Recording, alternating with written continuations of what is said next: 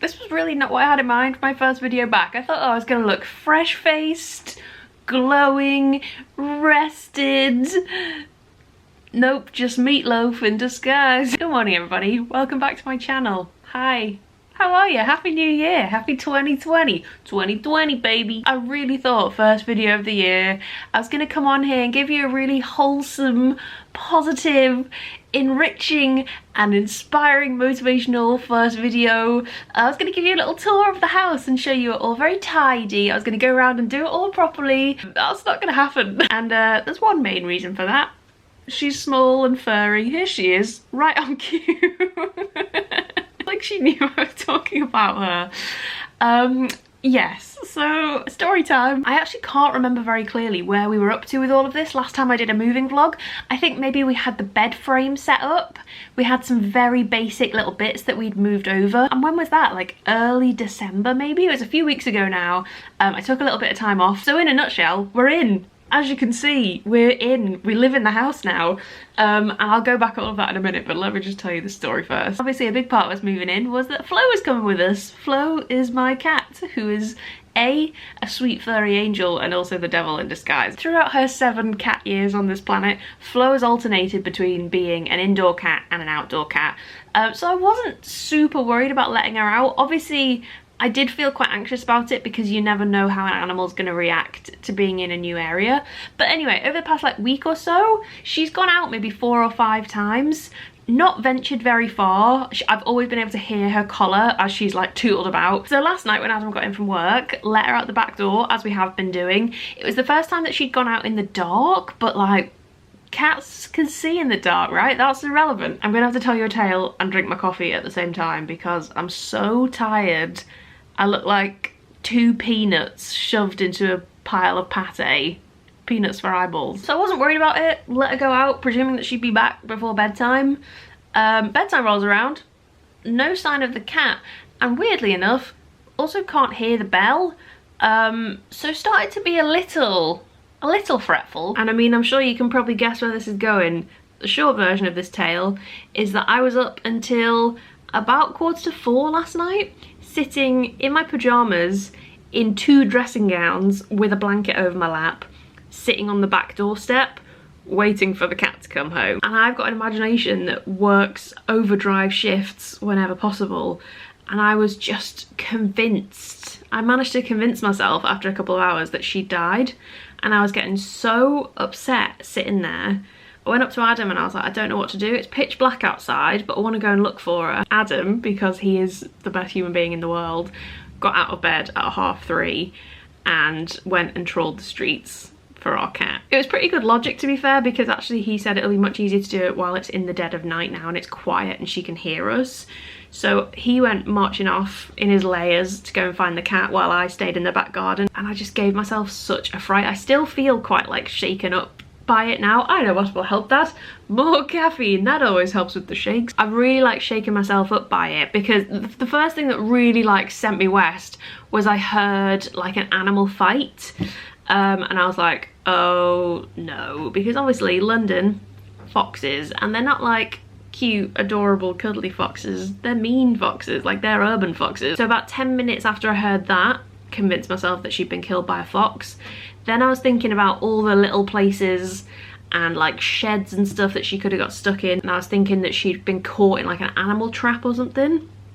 I mean, where do I think we live? There was a massive group of really big adult foxes, and I just thought, that's it, I'm never ever gonna see her again. She's been maimed and mauled. So by about 3:30 I was literally beside myself. I was literally sobbing, hence why my eyes are tiny pinholes in a very swollen face. But Adam proved himself to be undoubtedly one of the best humans that's ever been born, because after about 45 minutes of looking for her and shaking packets of Dreamies around the local streets at 3 o'clock in the morning, he heard a little I don't know how. I think something must have scared her. This has been a very long tale about a cat. I'm sorry if this is boring. I think that animal fight maybe was her. Maybe it was a fox, maybe it was another cat, and I think it scared her and sent her off in kind of the wrong direction. So yeah, that was really scary, and thank God for Adam, who was willing to go out and look for her at 3:30 in the morning, because I think we would have struggled to find her this morning. Adam said as soon as he saw her, he burst into tears with relief, because he said he didn't want to come home without her. And then when Adam brought her back through the front door, it was like the final scene in Homeward Bound or something. Like, we both just cried loads and cuddled the cat, and she was like headbutting us and stuff. It was really cute. If it hadn't been the most traumatic evening, then it would have been really cute. So hopefully that doesn't happen again, because it was literally awful. Look at my face. Nothing like a fresh start for the new year here, Flo. Really appreciate that. It was a great night, thanks. Today we've got a roofer coming round to give us a consultation for the roof, and apparently he's going to turn up anytime between 8 and 2. So obviously I had to be up and about for 8 just in case he turned up on the dot. It's now 10:05 and he hasn't, so I could have had a bit more sleep, but never mind. This is a nice little new mug, by the way. Adam bought me this for Christmas. I think it's from Oliver Bonus. There was a real theme from my Christmas presents this year. Just mostly lovely home things. And I've also got an orange juice as well. I don't know if anyone's the same as me. When you're like really tired and struggling, you need a hot one and a cold one. So if anyone's got any recommendations for cat GPS systems. Most other people ask for like mascara recommendations. How about like a good cleaner? Nope. Any cat GPS recommendations? Send them my way. It is a little bit later now. I've just been doing some work. I'm gonna put together like a bit of a website, I think. I feel like I miss writing things, so I'm gonna do a bit of a website type thing this year.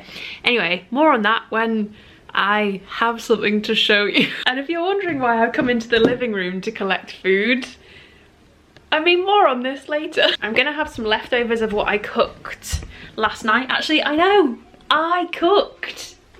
What? Unheard of. I literally never cook anything ever. A, because Adam is an amazing cook and he loves cooking, so it's not like a chore for him. Like, he enjoys cooking. It's his way of unwinding every day, so I don't even have to feel bad about it. And also just because of the fact that I am crap at cooking. I'm really, it's weird because like I'm a pretty creative person. I would say my strengths lie in creativity, and all other aspects of creativity I'm all right, you know. I can do things. Cooking, out the question. But I've decided Monday nights are going to be the night that I cook something, because Adam plays football on a Monday, so he gets home quite late, and so it's just a bit more helpful if I can put something together on a Monday. And also, like, I'm a grown woman. I need to learn how to cook rice. So I did a little pasta thing last night. Hang on, let me just put this in the microwave. Yeah, I did a little pasta thing last night. Even made my own pesto from scratch. Sorry, who is she? Nigella? And it was really good. Like, really good. I mean, it's not hard to chuck pasta and veggies in an oven dish, is it? And put it together and hope for the best, which is literally what I did. But it turned out great. Actually, I'll show you the cookbook. The cookbook's, weirdly enough, actually one of the things that we have vaguely organised in this house. Look, they're even colour ordered and everything. He's gonna stay upright. This is the one I used, and if you are like me and are a genuinely crap cook in your DNA, genes and veins, this is a great one, because you literally just chuck stuff in a tin and whack it in the oven. This is my culinary masterpiece that I made. Goat's cheese, red pepper, mushroom and pesto fusilli tray bake. So I'm gonna eat this now. Big bowl of pasta. It's gonna make me really sleepy, isn't it? It's not gonna help like how sleepy I'm feeling today. 2 hours sleep and a big bowl of pasta. Afternoon.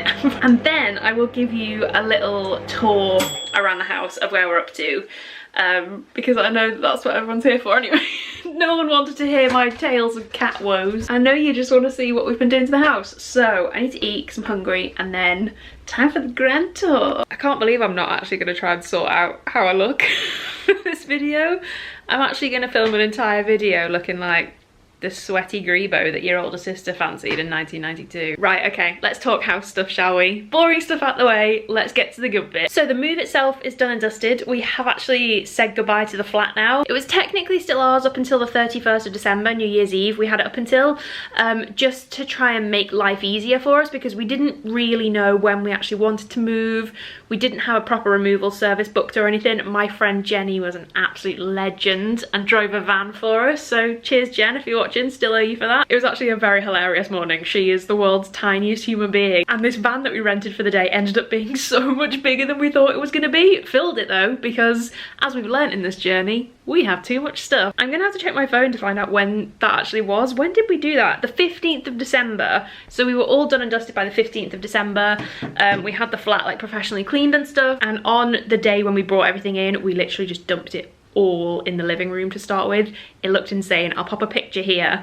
If you're not following the home Instagram account though, you might want to do that, because that's where I'm putting like more current up-to-date stuff rather than just filling you in these vlogs every so often. If you are interested in the house stuff, it's at Staying at Lucy's. I'll make sure to link it in the description box. We have managed to unpack everything now. I did the last couple of boxes last weekend, which were in the office, so officially all of the boxes are unpacked. Got interrupted by the postman there. What was I saying? I'm gonna set you up here.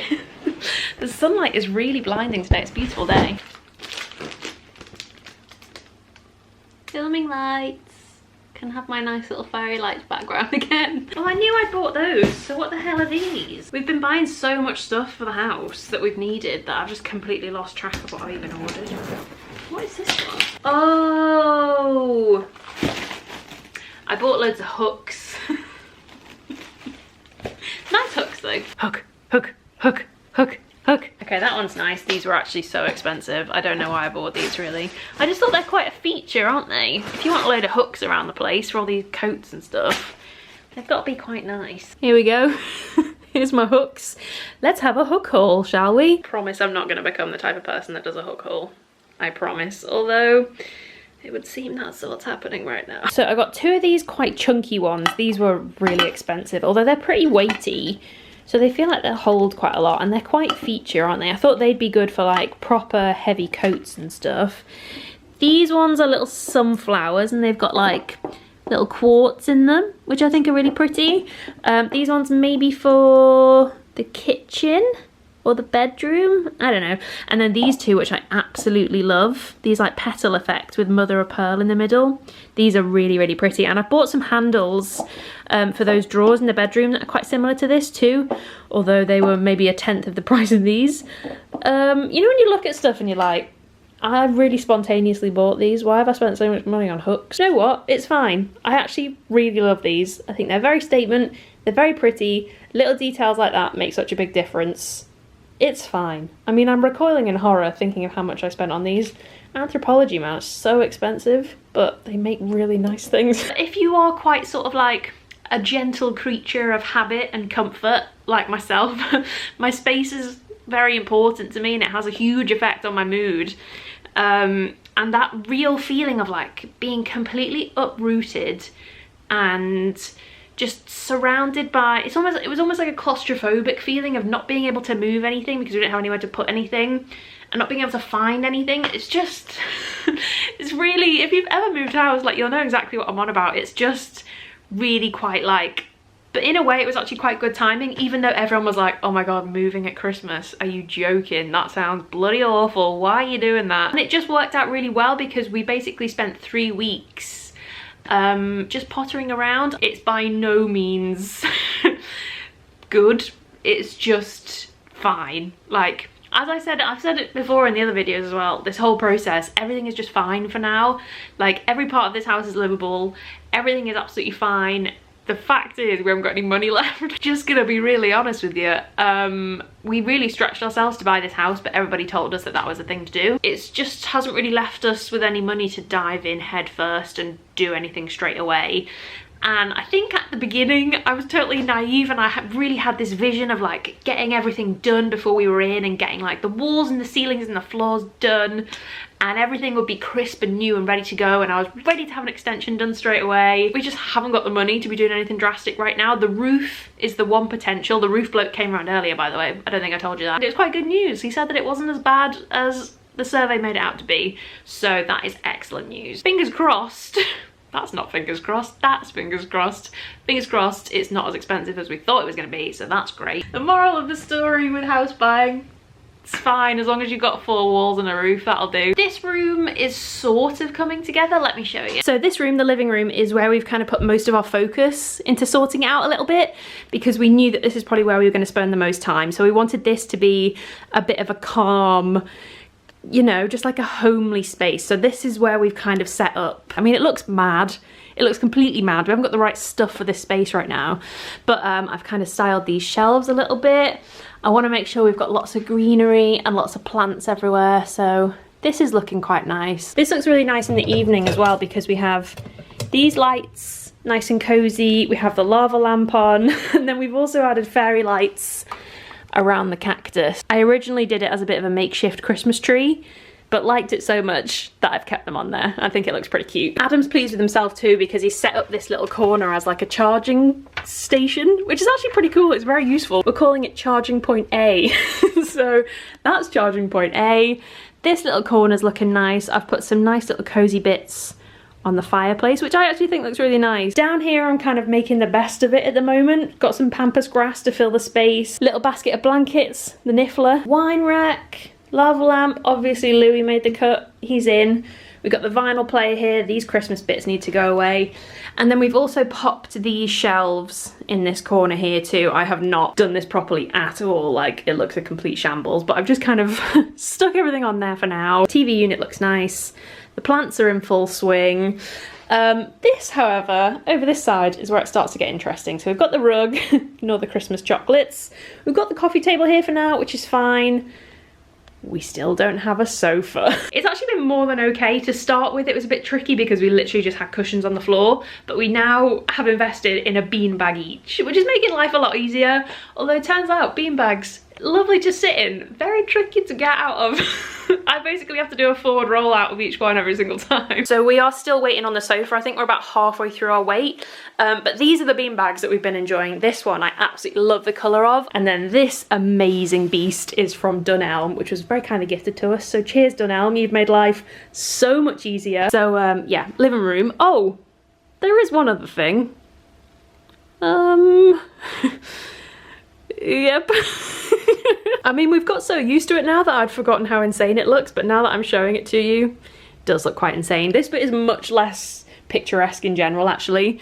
We haven't really got anywhere for coats right now, so they're all just balanced on various doors around the house. Shoe rack here because we just don't really have any hallway space, so we need to think about that one. So the deal with the living room fridge. Oh, the living room fridge. Do you know what? I don't hate it. I actually don't hate it, but the story behind this is having a Smeg fridge has always been, like, as I feel like it is for a lot of people, one of my absolute like home dreams. There's just something about them, isn't there? They're so beautiful. I absolutely had my heart set on one, and I knew that it was something that I really, really wanted us to have. But the issue was, as we soon found out, doesn't fit in the kitchen. Let me show you. So originally in the kitchen, this is where the fridge was, but it's actually a very skinny little space.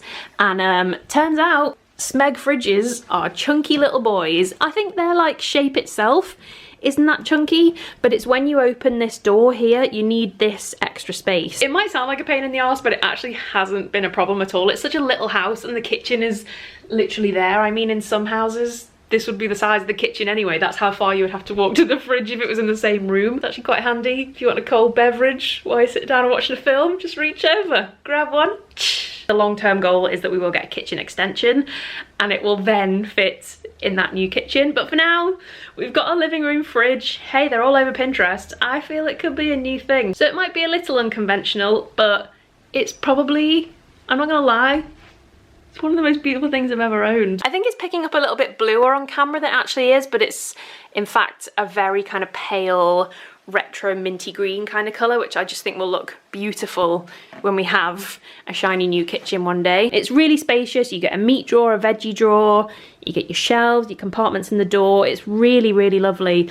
And then we also went for the one which has a fairly decent sized freezer going on as well. Oh look, more gin. That's actually from New Year. This was basically just a booze fridge because we had a New Year's Eve party.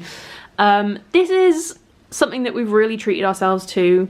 I know they're not cheap, but it's something that I've always wanted. I've literally had my heart set on it since I was about 14. We did a little bit between the bright orange because, I mean, that one is incredibly cool. But we thought bright orange will probably only go with like one kind of kitchen aesthetic, whereas this kind of minty green colour will go with a lot of things as trends change. So it was pricey. We got a little bit of press discount on it. but it was still really an investment purchase, shall we say, and a bit of a strange one because it doesn't actually fit in the kitchen. But there just didn't seem any point to us in buying a skinny little fridge that'll fit in that kitchen for us to get rid of it in a year's time when we can afford to get an extension done or whatever. Like, there's just no point in buying a different fridge when we can just pop that one there and it's fine, and it'll look all right, I think, when we make this room quite nice. Anyway, wow, that was a ramble. Let me show you the rest. We've got a little doormat here which I found in Wilko's, which was a right bargain. Nothing in the kitchen has particularly changed other than the fact that we've now unpacked everything. So we've gone for a coffee machine here, got the little coffee pod set up, various housewarming plants and a basil plant, and then this is Adam's little cooking workspace. So all the cupboards are now full, and we've got a very nice new kettle. This is from a brand called Tower. I just thought it was really nice, to be honest. And what more do you need from a kettle other than the fact it boils water? And then this is the toaster that we went for. This is a DeLonghi. I don't know, but it's like a vintage kind of style toaster, which we thought was really cool as well. They don't match, but hey, that's a theme for this house. But then you look over here and this is this is recycling corner. We need Adam's dad to come and do a tip run for us. He's been an absolute legend this entire process. This is where I was sat waiting for the cat last night. Ah, good times, good memories. Again, not much different in the bathroom than last time, other than the fact I've loaded it up with 10 million different products. And I will also give you a little glimpse into the 2 bedrooms. So I'll show you the office first, because this is a representation of my brain. Believe it or not, this is looking a lot better than it was. I spent a couple of days sorting this out at the weekend. This is my current very calm, serene, inspiring workspace. Literally send help. Clothing rail and equipment in that corner. I've done as much beauty storage as I can on this lovely little shelf which I picked up from Urban Outfitters sale. This is soon being replaced by some other storage which is a bit more of a cupboard type setup, so that this is all hidden away from view. And this is my office setup, which is just, I mean, literally, it's no wonder I haven't done any work for a while, is it? I've got all my books still to find a home for. This is a bag for the charity shop, which actually, having a charity bag delivered to you is an absolute game changer. I'm so happy about that. I don't know what to do with this room. It's weird because every other room, I've got like a really strong vision of how I want it to look. And it's like 10% coming together in each one now. I have no idea what to do with this office. It needs to fit a sofa bed, my big ass desk, a dress rail and beauty storage, and it's not that big of a room. So, but I also need like filming setups as well. If anybody has any like genius ideas of what I could do with this space, please let me know, because I'm really struggling with it. The longer I put it off, the more I'm like, yikes, no thanks. Well, I kind of put everything at the edges at least. You should have seen this room beforehand. It was absolutely shocking. But this room is looking a little bit better. If we go through to the bedroom, obviously there's still loads of random things everywhere, which is just, I can't seem to stop having random things everywhere. But this is looking quite nice now. So we've got the bed set up here, which someone is enjoying. Hello. See, this is all the stuff I planned to make very aesthetic and pretty, but it just hasn't happened. If I turn these on, it might look a bit cuter. And there's a couple of new additions here, isn't there? So we went for these bedside tables from Lara Doot, because I thought they went very nicely with the bed. And sneaky peek, we've been doing some colour testing. That's coming soon. We have a chest of drawers. You would not believe how long it took us to build these. These were absolute little gits to put together. Took a best part of an entire day. I'm thinking maybe tomorrow I might start the prep for painting this room.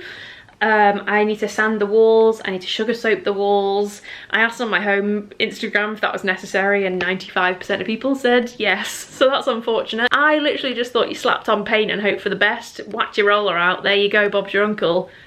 Turns out the prep is really important, so that's a pain in the arse. But yeah, that's kind of where we're up to right now.